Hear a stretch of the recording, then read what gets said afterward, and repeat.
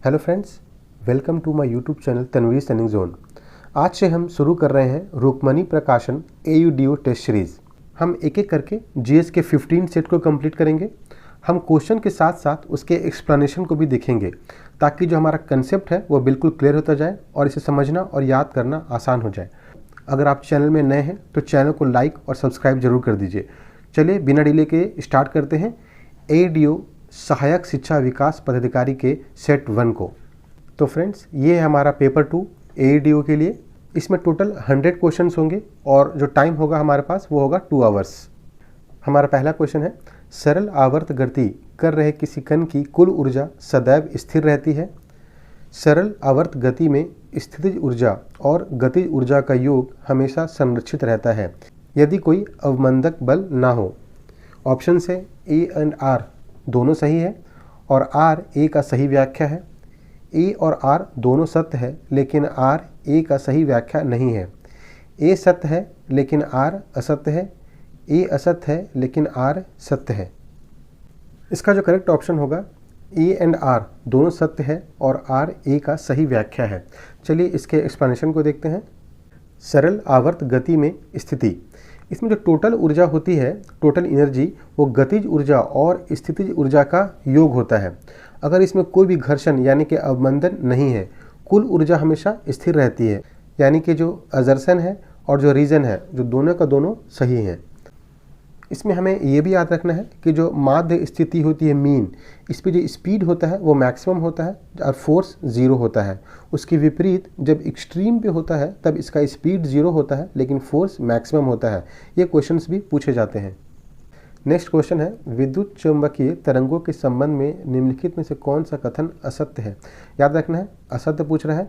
Exams में इसको ignore करने के कारण कई क्वेश्चंस गलत हो जाते हैं। ऑप्शंस है, विद्युत क्षेत्र और चुंबकीय क्षेत्र एक दूसरे के लंबवत और संचरण की दिशा के भी लंबवत होते हैं। इन तरंगों को संचरण के लिए माध्यम की आवश्यकता नहीं होती है। नहीं पे ध्यान देना है। विद्युत क्षेत्र और चुंबकीय क्षेत्र के परिमाण का अनुपात प्रकाश की गति के बराबर होता है। एंड लास्ट ऑप्शन है, ये अनुदैर्ध्य तरंग यानी कि लॉन्गिट्यूडनल वेव होते हैं। तो जो हमारा असत्य कथन है वो है लॉन्गिट्यूडनल वेव। जो इलेक्ट्रोमैग्नेटिक वेव होते हैं वो होते हैं ट्रांसवर्स वेव। इनके एक्सप्लेनेशन को देखते हैं। चलिए एक एक करके सारे वेव्स को समझ लेते हैं। जो हमारा ट्रांसवर्स वेव है, इसे हम अनुप्रस्थ तरंग भी कहते हैं। इनमें कणों का जो दोलन होता है तरंग के प्रसार की दिशा में लंबवत होता है। इसको याद रखना है, जो कणों का दोलन होता है वो तरंग के प्रसार की दिशा से लंबवत होता है। एग्जाम्पल्स पूछे जाते हैं जैसे कि सितार के तार की तरंग, पानी की सतह पर बनने वाली तरंग और विद्युत चुंबकीय तरंग। ये सभी जो है वो है ट्रांसवर्स वेव। लॉन्गिट्यूडनल वेव को देखते हैं जिनमें कणों का दोलन तरंग के प्रसार की दिशा के समानांतर यानी कि पैरेलल होता है। यानी कि लॉन्गिट्यूडनल वेव में जो दिशा होती है वो पैरेलल होती है और ट्रांसवर्स वेव में परपेंडिकुलर होती है। इसके एग्जाम्पल को याद रखना है, ध्वनि तरंग यानी कि साउंड वेव्स। साउंड वेव्स जो होता है वो लॉन्गिट्यूडनल वेव होता है, कई बार पूछा गया है। अब देखते हैं विद्युत चुंबकीय तरंग, इलेक्ट्रोमैग्नेटिक वेव, जो कि हमारा क्वेश्चन था।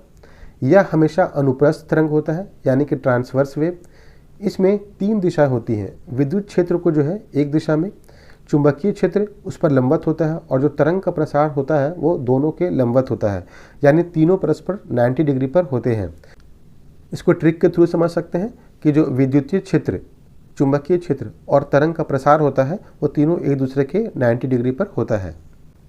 नेक्स्ट क्वेश्चन देखते हैं, परफेक्टली ब्लैक बॉडी के संदर्भ में निम्नलिखित में से कौन सा कथन सत्य है। यह अपने ऊपर आपतित सभी विकिरणों को परावर्तित कर देती है। इसकी अवशोषण क्षमता एब्जॉर्प्टिविटी 1 होती है। यह एक खराब उत्सर्जक एमिटर होता है और इसकी उत्सर्जन क्षमता यानी कि उत्सर्जनता इमिसिविटी 0 होती है। यहाँ जो क्वेश्चन है वो करेक्ट स्टेटमेंट पूछ रहा है जो कि बी है। इसकी अवशोषण क्षमता एब्जॉर्प्टिविटी 1 होती है। इसके एक्सप्लेनेशन को देखते हैं।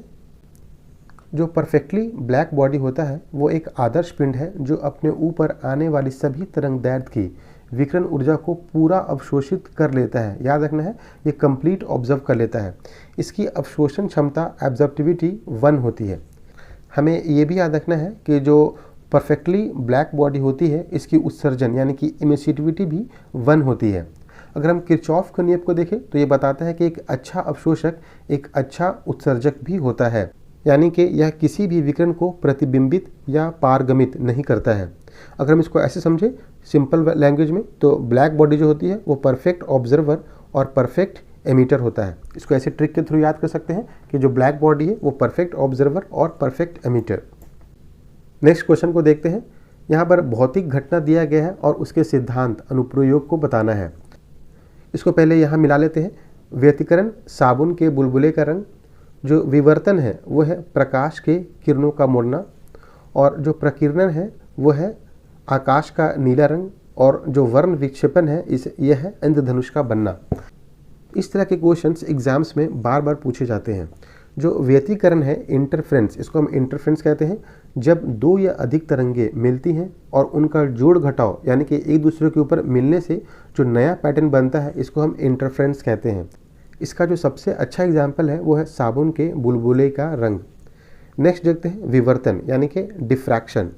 जब तरंग किसी संकरी दरार या अवरोध से गुजरकर मुड़ जाती है, ये जो है यहाँ से रेज अगर जा रहा है तो वो मुड़ जाती है, तो इसको हम डिफ्रैक्शन कहते हैं। एग्जाम्पल है प्रकाश का किनारों पर मुड़ना यानी कि bending of light at edges. Next देखते हैं स्कैटरिंग को।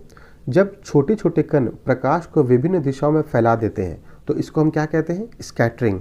इसका सबसे अच्छा एग्जाम्पल जो है वो आकाश का नीला दिखना है। नेक्स्ट है हमारा डिस्पर्जन। जब श्वेत प्रकाश अलग अलग रंगों में विभाजित हो जाती है, हम प्रिज्म से जानते हैं, प्रिज्म में श्वेत लाइट का टूटना। जो श्वेत लाइट होती है वो 7 रंगों में विभाजित हो जाती है, यानी कि इंद्रधनुष का बनना, formation of rainbow is dispersion, यानी कि जो व्हाइट लाइट होता है वो 7 रंगों में बट जाती है। नेक्स्ट क्वेश्चन देखते हैं। पी प्रकार के अर्धचालक यानी कि सेमीकंडक्टर के बारे में निम्नलिखित में से कौन सा कथन सही है। जो हमारे ऑप्शंस हैं, इसमें बहुसंख्यक आवेशवाहक इलेक्ट्रॉन होता है, इसमें त्रिसंयोजी यानी कि ट्राइवैलेंट अशुद्धि मिलाकर बनाया जाता है, यह विद्युत रूप से धनावेशित होता है, इसमें फर्मी स्तर चालन बैंड के निकट होता है। जो इसका करेक्ट ऑप्शन है वो बी है। इसे त्रिसंयोजी यानी कि ट्राइवैलेंट अशुद्धि मिलाकर बनाया जाता है। इसके एक्सप्लेनेशन को देखते हैं। पी टाइप सेमीकंडक्टर, इसमें जो त्रिसंयोजी होता है ट्राइवैलेंट अशुद्धि मिलाई जाती है। इसमें जो मेजर कैरियर होता है वो होल होता है, इसको याद रखना है। जो मेजर कैरियर होता है होल होता है और जो माइनर कैरियर होता है वो इलेक्ट्रॉन होता है। इसमें जो अशुद्धि परमाणु है एक्सेप्टर यानी कि ग्राही कहलाती है, और इसमें जो ऊर्जा स्तर है वो वैलेंस बैंड के ठीक ऊपर होता है, ठीक ऊपर होता है, इसको भी याद रखना है हमें। अब देखते हैं एन टाइप सेमीकंडक्टर को। इसमें जो होता है वो पेंटावैलेंट यानी कि पंच संयोगी अशुद्धि मिलाई जाती है, यानी कि डिफरेंस को याद रखना है। पी टाइप में ट्राइवैलेंट अशुद्धि मिलाई जाती है, जबकि एन टाइप में पेंटावैलेंट अशुद्धि मिलाई जाती है। इसमें जो मेजर कैरियर होता है बहुसंख्यक वाहक वो इलेक्ट्रॉन होता है, जबकि पी टाइप में हमने देखा था होल था। इसमें जो माइनर कैरियर होता है पी के अपोजिट होल होता है। अशुद्धि परमाणु जो होती है वो डोनर कहलाती है, जबकि पी टाइप में एक्सेप्टर कहलाती थी। जो ऊर्जा स्तर होता है वो कंडक्शन बैंड के नीचे होता है। पी बैंड में वो वैलेंस बैंड के ठीक ऊपर था, जबकि एन टाइप में कंडक्शन बैंड के नीचे होता है। इसे हम ट्रिक के थ्रू भी याद कर सकते हैं। नेक्स्ट क्वेश्चन को देखते हैं। एक खगोलीय दूरबीन की अभिदृश्यक लेंस यानी कि जो ऑब्जेक्टिव लेंस है के लिए क्या विशेषताएं होनी चाहिए। ऑप्शंस हैं बड़ी फोकस दूरी और बड़ा द्वारक, छोटी फोकस दूरी और छोटा द्वारक, बड़ी फोकस दूरी और छोटा द्वारक, छोटी फोकस दूरी और बड़ा द्वारक। इसका जो करेक्ट ऑप्शन है वो है ए, बड़ी फोकस दूरी और बड़ा द्वारक। इसके एक्सप्लेनेशन को देखते हैं। जो खगोलीय दूरबीन है एस्ट्रोनॉमिकल टेलीस्कोप, इसका जो ऑब्जेक्टिव लेंस होना चाहिए उसका जो फोकल लेंथ होगा यानी कि लार्ज फोकल लेंथ होगा। याद रखें कि जो अधिक प्रकाश एकत्र होने से जो प्रतिबिंब होगा वो चमकीला बनेगा और स्पष्ट बनेगा, इसलिए यह खगोलीय टेलीस्कोप में इम्पॉर्टेंट है। यानी कि इसको ट्रिक के थ्रू याद करें शॉर्ट फॉर्म में, तो इसका जो ऑब्जेक्टिव होगा वो होगा long focus and long aperture. Next question को देखते हैं। निम्नलिखित में से कौन सा कथन समतल दर्पण द्वारा बने प्रतिबिंब के लैटरल इन्वर्जन को सही ढंग से समझाता है। जो ऑप्शंस हैं वो है प्रतिबिंब का ऊपरी भाग निचली और निचला भाग ऊपरी देता है, प्रतिबिंब का बायां भाग दायां और दायां भाग बायां दिखाई देता है, प्रतिबिंब वस्तु की तुलना में उल्टा होता है, प्रतिबिंब वस्तु की तुलना में छोटा होता है। हम जानते हैं कि सिंपल मिरर में जो हमारा लेफ्ट होता है राइट और जो राइट होता है वो लेफ्ट हो जाता है, यानी कि B is the correct option. Next question को देखते हैं। नाभिकीय बल यानी कि न्यूक्लियर फोर्स के संबंध में कौन सा कथन गलत है। यहाँ पे ध्यान देना है, गलत ऑप्शन पूछ रहा है। ये बल प्रबल आकर्षण बल होते हैं, ये बल बहुत छोटे परास यानी कि शॉर्ट रेंज के होते हैं, ये बल आवेश पर निर्भर नहीं करते हैं, ये बल इनवर्स स्क्वायर लॉ का पालन करते हैं। जो हमारा करेक्ट ऑप्शन है वो है डी, ये इनवर्स स्क्वायर लॉ का पालन नहीं करते हैं। यानी कि हमें याद रखना है जो न्यूक्लियर फोर्स होते हैं वो प्रबल आकर्षण बल होते हैं, बहुत छोटी परास यानी कि शॉर्ट रेंज में काम करते हैं, और ये बल आवेश पर निर्भर नहीं करते हैं। ये तीनों ऑप्शंस करेक्ट हैं, जबकि डी जो है वो हमारा इनकरेक्ट है। नेक्स्ट क्वेश्चन को देखते हैं। एस्पिरिन और पैरासीटामोल गैर नारकोटिक एनाल्जेसिक वर्ग में संबंधित है। इसका जो रीज़न है वो मॉर्फिन और हेरोइन नारकोटिक एनाल्जेसिक है। ये दोनों स्टेटमेंट अपनी अपनी जगह पे सही है, लेकिन जो इसका एक्सप्लेनेशन है ए का वो आर गलत है। यानी कि जो हमारा करेक्ट ऑप्शन होगा वो होगा बी। ए और बी दोनों सही है, लेकिन आर ए का सही व्याख्या नहीं है। जो पैरासीटामोल और एस्पिरिन होते हैं वो गैर नारकोटिक्स एनाल्जेसिक वर्ग में आते हैं। नेक्स्ट क्वेश्चन को देखते हैं। कई बार पूछा गया है, कोलाइडल विलयनों के संबंध में निम्नलिखित में से कौन सा कथन असत्य है। इस पर ध्यान देना है कि असत्य पूछ रहा है। पहला ऑप्शन है ये टिंडल प्रभाव प्रदर्शित करते हैं। नेक्स्ट, ये ब्राउनी गति दर्शाते हैं। ये एक समांगी यानी कि होमोजेनस मिश्रण होते हैं और इन्हें अपोहन डायलिसिस द्वारा शुद्ध किया जा सकता है। इसका जो करेक्ट आंसर है वो है सी, या होमोजेनस, यानी कि ये होमोजेनस मिक्सचर नहीं होते हैं। इसके एक्सप्लेनेशन को पहले देखते हैं। कोलाइडल सॉल्यूशन, इसके प्रॉपर्टीज़ को देखते हैं। या हेट्रोजेनस होते हैं, ये होमोजेनस दिखते हैं लेकिन वास्तविक में ये हेट्रोजेनस होते हैं। इसका जो पार्टिकल साइज़ होता है वो 1 से 1000 नैनोमीटर के बीच में होता है। जो स्टेबिलिटी है, ये कण नीचे नहीं बैठते हैं, यानी कि अगर इसको छोड़ दिया जाए तो जैसे डिस्ट्रीब्यूट है वो वैसे ही रहेंगे।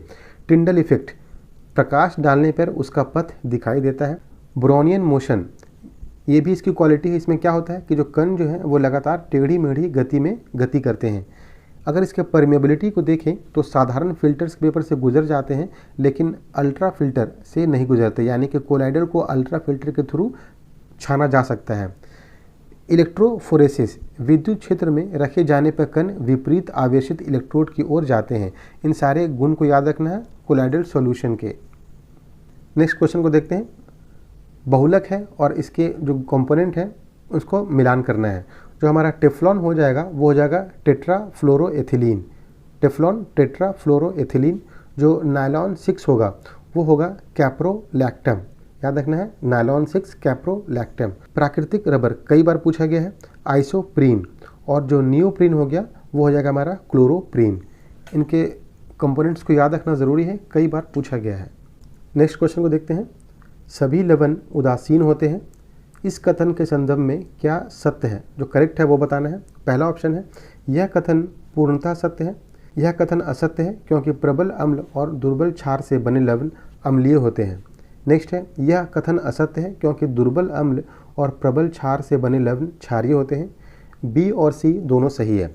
जो हमारा करेक्ट ऑप्शन है वो होगा डी, बी और सी दोनों सही है। नेक्स्ट क्वेश्चन को देखते हैं। निम्नलिखित में से कौन सा कथन सही है। करेक्ट ऑप्शन पूछ रहा है। किसी वस्तु का द्रव्यमान उसके भार के समान होता है, किसी वस्तु का द्रव्यमान उसके भार के समान नहीं होता है। द्रव्यमान अदिश राशि है जबकि भार सदिश राशि है। तो हमारा करेक्ट ऑप्शन होगा सी, 2 और 3 दोनों सही, क्योंकि जो द्रव्यमान होता है वो भार के बराबर नहीं होता है। नेक्स्ट क्वेश्चन है, यदि वस्तु को अवतल दर्पण के सामने उसके वक्रता केंद्र सी पर रखें तो बनने वाला प्रतिबिंब होगा। जो ऑप्शंस हैं वह है वास्तविक, उल्टा और छोटा, आभासी, सीधा और छोटा, वास्तविक, उल्टा और बड़ा, आभासी, सीधा और बड़ा। अगर हम अवतल दर्पण को देखें तो ये पूछ रहा है कि अगर वस्तु को अवतल दर्पण के सी यानी कि सी पे रखा जाए यहाँ पे, तो जो प्रतिबिंब होगा वो कैसा बनेगा। तो इसमें जो करेक्ट ऑप्शन होगा वो होगा ए, वास्तविक, उल्टा और छोटा।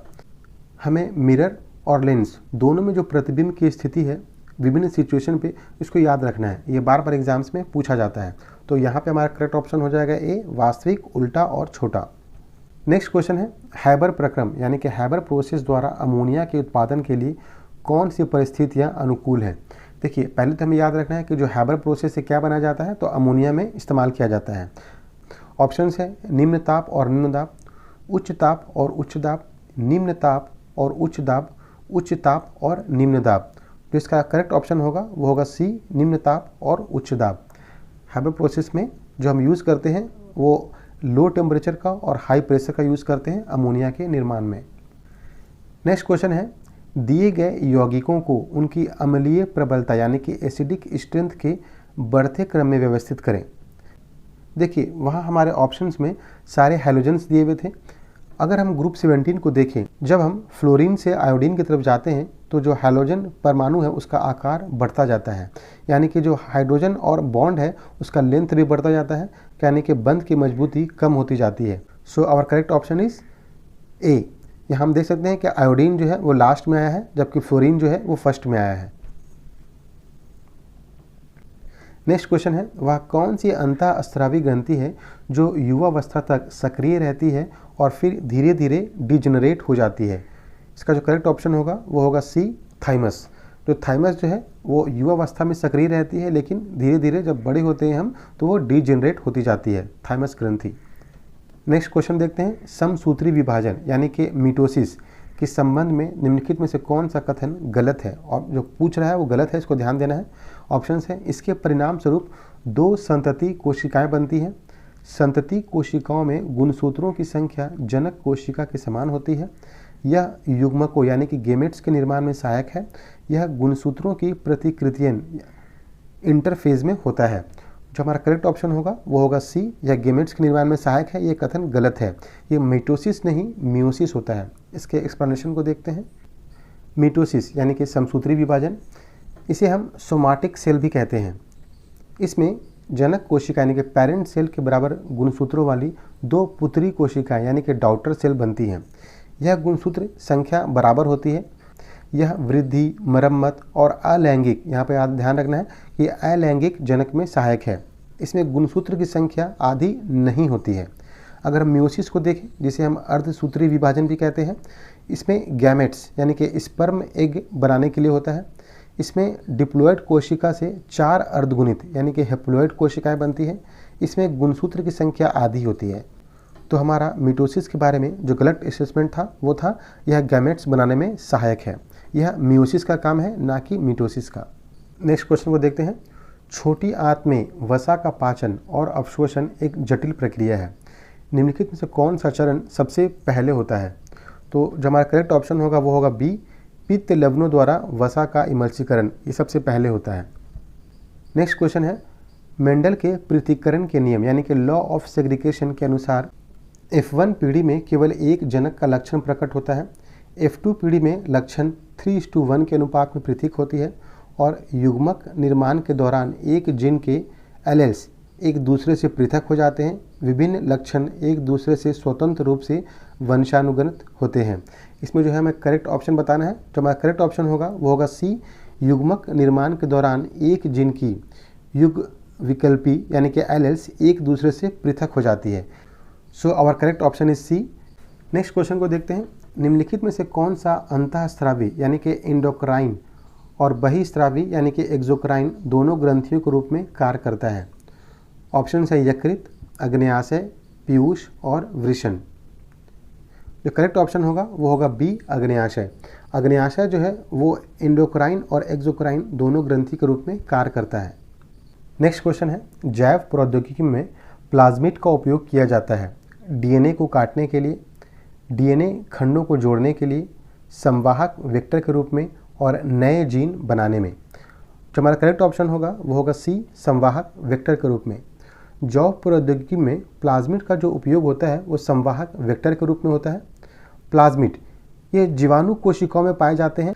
जैव प्रौद्योगिकी या अनुवांशिक इंजीनियरिंग में प्लाज्मिड का उपयोग संवाहक वेक्टर के रूप में होता है। यह हमारा करेक्ट ऑप्शन हो जाएगा। नेक्स्ट क्वेश्चन है एड्रेनल कॉर्टेक्स यानी कि अधिवृक्क प्रांतस्था द्वारा स्रावित ग्लूकोकार्टिकॉइड्स जैसे कोर्टिसोल का मुख्य कार्य है। इसका जो करेक्ट ऑप्शन हो जाएगा वो होगा कार्बोहाइड्रेट, प्रोटीन और वसा उपापचन का नियमन का नियमन, सूजन रोधी प्रतिक्रियाएं और तनाव प्रतिक्रिया। सो करेक्ट ऑप्शन हो जाएगा बी। सो हमें याद रखना है कि इनका जो मुख्य कार्य है वो शरीर के उपापचय को नियंत्रित करना है। ये ग्लूकोनियोजेनेसिस को बढ़ावा देते हैं। ये प्रोटीन और वसा के विघटन को भी प्रेरित करते हैं, ये भी हमें याद रखना है। नेक्स्ट क्वेश्चन है, निम्नलिखित में से कौन सा युग्म सही सम्मिलित है? ऑप्शंस हैं संघ एनिलिडा यानी कि कूट गुहा, स्यूडोकोलम, संघ आर्थ्रोपोडा यानी कि जल संवहन तंत्र, संघ मोलस्का मेटामेरिक खंडी भवन और संघ इकाई नोडमेटा यानी कि अरीय संमिता वयस्क में। इसमें जो सही सम्मिलित है वो है संघ इकाई नोडमेटा अरीय सम्मिति यानी कि वयस्क में। नेक्स्ट क्वेश्चन देखते हैं, जैव विविधता हॉटस्पॉट बायोडाइवर्सिटी हॉटस्पॉट के संबंध में निम्नलिखित में से कौन सा कथन गलत है? यहाँ पे ध्यान देना, गलत पूछ रहे हैं।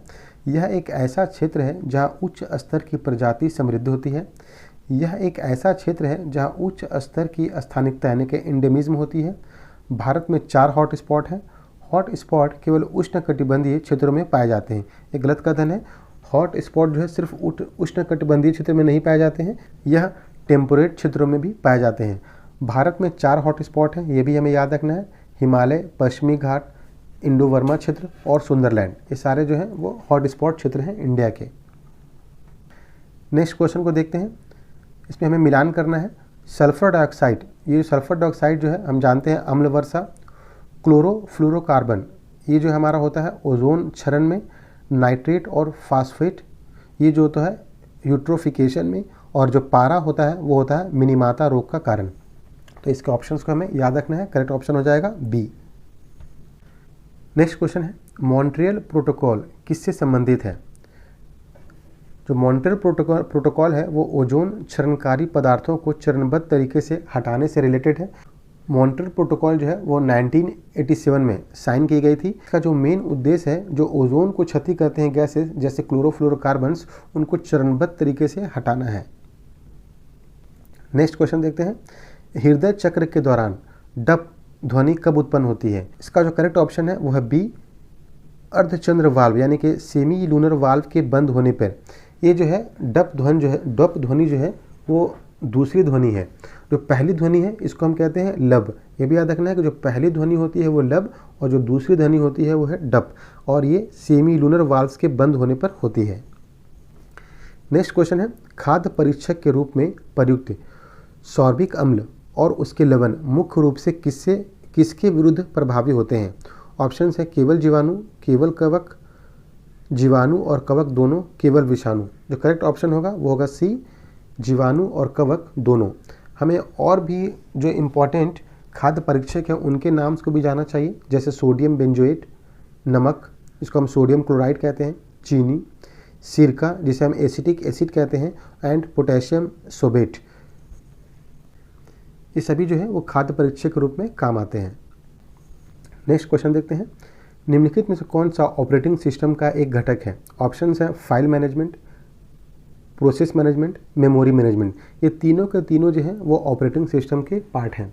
नेक्स्ट क्वेश्चन है, 27 अगस्त 2025 को विश्व का सबसे बड़े किस रॉकेट का सफलतापूर्ण लॉन्च किया गया, जिसे नासा ने 2027 के चांद मिशन के लिए चुना है? तो इसका करेक्ट ऑप्शन है वो है ए, स्टारशिप। नेक्स्ट क्वेश्चन है, नवीनतम पुस्तक in of coalition politics and essays on Indian democracy के लेखक कौन है? तो ये हमारे प्रकाश झा। नेक्स्ट है, 3 सितंबर 2025 को केंद्रीय वित्त मंत्री निर्मला सीतारमण की अध्यक्षता में जीएसटी परिषद की कौन सी बैठक नई दिल्ली में हुई? तो इसका करेक्ट ऑप्शन हो जाएगा बी, 56वां 56th। नेक्स्ट क्वेश्चन को देखते हैं, 26 अगस्त 2025 बिहार सरकार ने दिव्यांगजनों को आर्थिक रूप से आत्मनिर्भर बनाने के लिए किस योजना की मंजूरी दी थी? सो करेक्ट ऑप्शन हो जाएगा ए, मुख्यमंत्री दिव्यांगजन उद्यमी योजना। नेक्स्ट क्वेश्चन है, हाल ही में एसोसिएशन फॉर डेमोक्रेटिक रिफॉर्म्स द्वारा जारी रिपोर्ट के अनुसार देश के सबसे अमीर मुख्यमंत्री, यहाँ पूछा रहा है अमीर मुख्यमंत्री कौन है? तो ये हैं हमारे चंद्रबाबू नायडू, आंध्र प्रदेश के चीफ मिनिस्टर। लेकिन अगर पूछता कि सबसे गरीब तो वो होती ममता बनर्जी, वेस्ट बंगाल की चीफ मिनिस्टर। नेक्स्ट क्वेश्चन है, भारत में अमेरिका का राजदूत किसे नियुक्त किया गया है? तो ये हैं हमारे Sergio Gor. Sergio Gor Bharat में अमेरिका के राजदूत नियुक्त किए गए हैं। नेक्स्ट है, IMF यानी कि इंटरनेशनल मॉनेटरी फंड में किसे CEO नियुक्त किया गया है? इसका करेक्ट ऑप्शन होगा A Urjit Patel. Next question है, 68वें राष्ट्रमंडलीय संसदीय सम्मेलन में भारतीय प्रतिनिधिमंडल का नेतृत्व ब्रिज टाउन, ये भी याद रखना है कि कहाँ हुआ, तो ब्रिज टाउन बारडोसा में कौन करेगा? इसका करेक्ट ऑप्शन हो जाएगा हमारे Lok Sabha speaker Om Birla. Next question है, 2 दिवसीय अखिल भारतीय स्पीकर सम्मेलन 2025 का आयोजन किसके नेतृत्व में किया गया? इसका करेक्ट ऑप्शन जो हो जाएगा वो होगा विजेंद्र गुप्ता। इस 2 दिवसीय आयोजन के दौरान देश के पहले भारतीय विधायी अध्यक्ष विठुल भाई पटेल, जिसको स्वराज पार्टी के द्वारा चुना गया था, इसकी 100वीं वर्षगांठ भी मनाई गई। तो अब याद रखना है कि जो विठुल भाई पटेल थे उनका 100वीं वर्षगांठ मनाया गया अभी 2025 में। नेक्स्ट क्वेश्चन है, जम्मू कश्मीर के उधमपुर रेलवे स्टेशन का नाम बदलकर क्या कर दिया गया है? तो ये कर दिया गया है कैप्टन तुषार महाजन। नेक्स्ट क्वेश्चन है, अगस्त 2025 में प्रवासी श्रमिकों के लिए किस राज्य ने श्रमश्री योजना लॉन्च की? तो ये है पश्चिम बंगाल। पश्चिम बंगाल ने श्रमश्री योजना लॉन्च की है। नेक्स्ट क्वेश्चन है, भारत ने 2025 में पेट्रोल में कितना प्रतिशत इथेनॉल मिश्रण का लक्ष्य हासिल कर लिया है? तो ये है 20%। हमें ये भी याद रखना है कि भारत जो है 2030 तक 20% जो है वो इथेनॉल मिश्रण का लक्ष्य रखा था, लेकिन इसको 5 वर्ष पहले 2025 में ही प्राप्त कर लिया गया है। नेक्स्ट क्वेश्चन है, मिस यूनिवर्स इंडिया 2025 का खिताब मनिका विश्वकर्मा, ये भी याद रखना है किन्होंने जीता? तो मनिका विश्वकर्मा। इनका संबंध किस राज्य से है? तो वो है राजस्थान। नेक्स्ट क्वेश्चन है, इंडिया गठबंधन ने उपराष्ट्रपति चुनाव 2025 के लिए किसे अपना कैंडिडेट घोषित किया था? जो करेक्ट ऑप्शन होगा B Sudarshan Reddy. Comment box में जो हमारे नए वाइस प्रेसिडेंट हैं उनका नाम जरूर लिखिए। नेक्स्ट क्वेश्चन है, Haroon India most valuable family business report 2025 के अनुसार दूसरे स्थान पे कौन है? जो पहले स्थान पे है वो है अंबानी परिवार, लेकिन जो दूसरे स्थान पे है वो है बिड़ला परिवार। तो हमें पहले और दूसरे दोनों परिवार को याद रखना है। नेक्स्ट क्वेश्चन है, बंगाल में भूमि राजस्व का अस्थायी बंदोबस्त किसके द्वारा किया गया? अस्थायी बंदोबस्त यानी कि परमानेंट सेटलमेंट जो है वो 1793 में किया गया था और इसको किया था लॉर्ड कॉर्नवालिस ने। तो इसके ईयर्स को भी याद रखना है, 1793, और किसने किया? तो लॉर्ड कॉर्नवालिस ने। नेक्स्ट क्वेश्चन है, पाटलिपुत्र में कौन सी बौद्ध संगति आयोजित की गई थी? करेक्ट ऑप्शन इज A तृतीय। इसके एक्सप्लेनेशन को देख लेते हैं। 4 बौद्ध संगति का आयोजन हुआ है, जो इसमें प्रथम बौद्ध संगति है। इसका जो ईयर को याद रखना है 483 ईस्वी पूर्व। इसका जो प्लेस था वो था राजगृह। इसके जो अध्यक्ष थे वो महाकश्यप, और किनके शासनकाल में हुआ? तो अजातशत्रु। नेक्स्ट है सेकंड बौद्ध काउंसिल 383 ईस्वी पूर्व, 100 वर्ष बाद। स्थान वैशाली, अध्यक्ष सबाकामी, और शासनकाल जो था वो था कालाशोक का। जो थर्ड बौद्ध संगति हुई थी वो हुई थी 250 ईसा पूर्व में। ये हुई थी पाटलिपुत्र में, जो कि हमारा क्वेश्चन पूछा गया था। तो अध्यक्ष थे वो थे, इसके जो अध्यक्ष थे वो थे मोगलीपुत्र टिस्य, और शासनकाल अशोक का था। जो फोर्थ बुद्धिस्ट काउंसिल था वो 1st AD में हुआ था। इसका जो प्लेस था वो था कुंडलवन काश्मीर। जो अध्यक्ष थे वो थे वसुमित्र, और जो शासनकाल था वो था कनिष्का। चारों बौद्ध संगति को याद रखना है, इससे हर साल क्वेश्चन पूछे जाते हैं। नेक्स्ट क्वेश्चन को देखते हैं, निम्नलिखित कथनों पर विचार कीजिए। भारतीय संविधान में कोई संशोधन लाने का उपक्रम किया जा सकता है? तो हमें याद रखना है कि जो भारतीय संशोधन जो है वो लोकसभा और राज्यसभा दोनों के द्वारा किया जा सकता है इसका इंट्रोडक्शन। तो हमारा करेक्ट ऑप्शन हो जाएगा C 1 and 2 बोथ। नेक्स्ट है, निम्नलिखित में से कौन सा तीसरी पीढ़ी की औद्योगिक सुधारों में सम्मिलित है? ई-बीज प्रोजेक्ट, स्किल विकास, मेक इन इंडिया, तीनों जो है वो तीसरी पीढ़ी में है। जो फर्स्ट पीढ़ी का जो औद्योगिक सुधार है वो 1991 का LPG सुधार है, यानी कि लिबरलाइजेशन, प्राइवेटाइजेशन एंड ग्लोबलाइजेशन। तो इसे भी याद रखना है। नेक्स्ट क्वेश्चन है, भारत में 2001-2011 के दशक की महिला जनसंख्या वृद्धि दर कितनी थी? तो इसका जो करेक्ट ऑप्शन हो जाएगा वो हो जाएगा B 18.12%। नेक्स्ट क्वेश्चन है, सुभाष चंद्र बोस कितनी बार भारतीय राष्ट्रीय कांग्रेस के अध्यक्ष चुने गए? ये हो जाएगा हमारे 2 बार।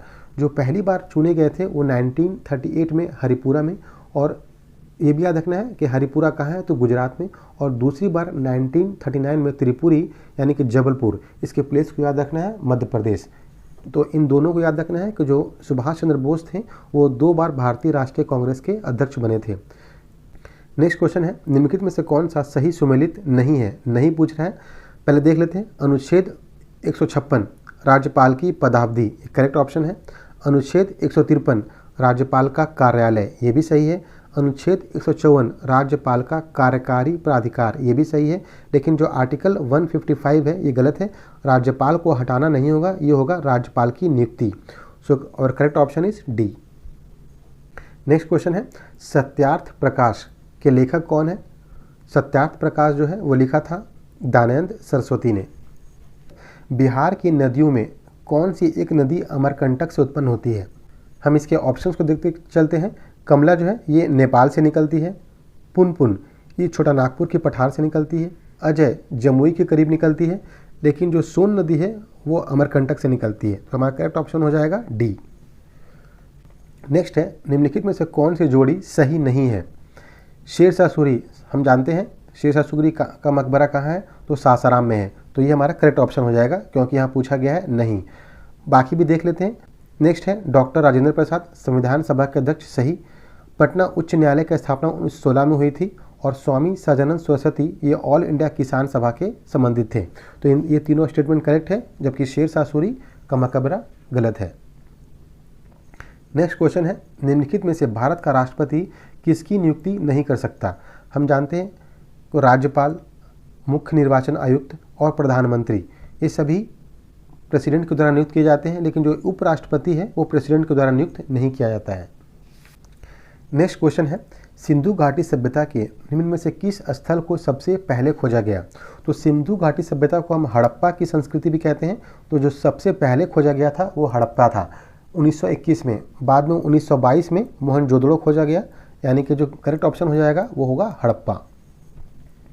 नेक्स्ट क्वेश्चन है, 1809 में फारसी में गिफ्ट टू मोनोथिस्ट किसने लिखी? जो करेक्ट ऑप्शन हो जाएगा वो होगा सी, राजा राम मोहन राय।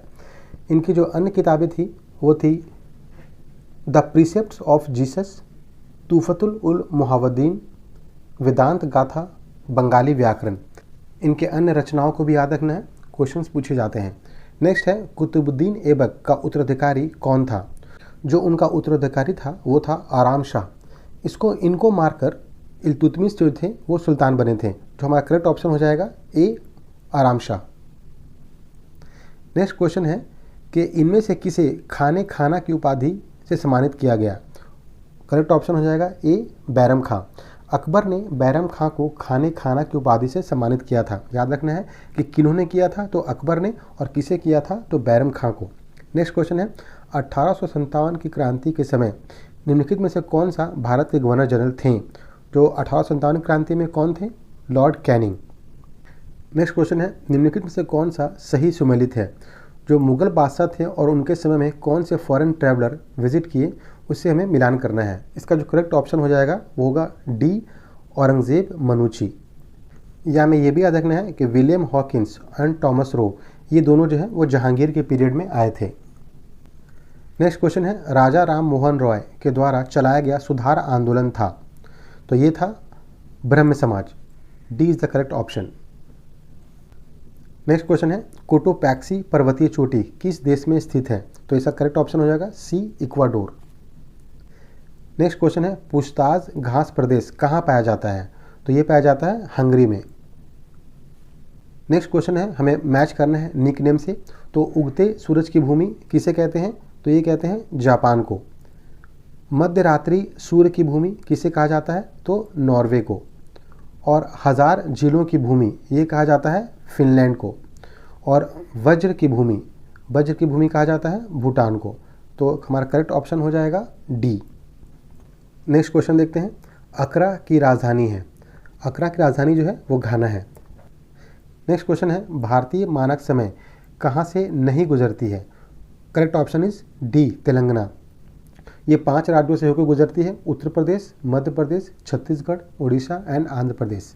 नेक्स्ट क्वेश्चन है, भारतीय संविधान में प्रस्तावना को किस संविधान से लिया गया है? जो प्रस्तावना को लिया गया है वो है ए, अमेरिका से। नेक्स्ट क्वेश्चन है, निम्नलिखित में से ब्रिटिश सरकार के कौन से चार्टर एक्ट से बंगाल के गवर्नर जनरल को भारत का गवर्नर जनरल बना दिया गया था? मतलब government of Bengal become governor general of India, Bharat का गवर्नर जनरल। तो करेक्ट ऑप्शन हो जाएगा बी, 1833 के चार्टर एक्ट से, government of India act 1833। Next question है, निम्नलिखित में से किसकी खेती जायद के मौसम में की जाती है? इस तरह के क्वेश्चंस पूछे जाते हैं खरीफ के, रबी से, जायद से। तो यहाँ पे खीरा, तरबूज और खरबूजा जो है सभी की सभी जायद की खेती में की जाती है। नेक्स्ट क्वेश्चन है, महासागरीय पर्पटी के मुख्य खनिज घटक क्या है? तो करेक्ट ऑप्शन हो जाएगा सिलिका और मैग्नीशियम। नेक्स्ट क्वेश्चन है, एंगस मेडिसन की पुस्तक the world economy historical statistics के अनुसार प्राचीन काल में भारत का विश्व जीडीपी में कितना प्रतिशत अंशदान था? तो इसके अनुसार 32%। तो एंगस मेडिसिन की पुस्तक के अनुसार जो 32% वर्ल्ड जीडीपी का भारत रखता था। तो अब correct option is C. Next question है, कौटिल्य किस स्थान में राजनीति विज्ञान और अर्थशास्त्र के प्राध्यापक थे? करेक्ट ऑप्शन हो जाएगा ए, तक्षशिला। कौटिल्य तक्षशिला नामक स्थान में राजनीति विज्ञान और अर्थशास्त्र के प्राध्यापक थे।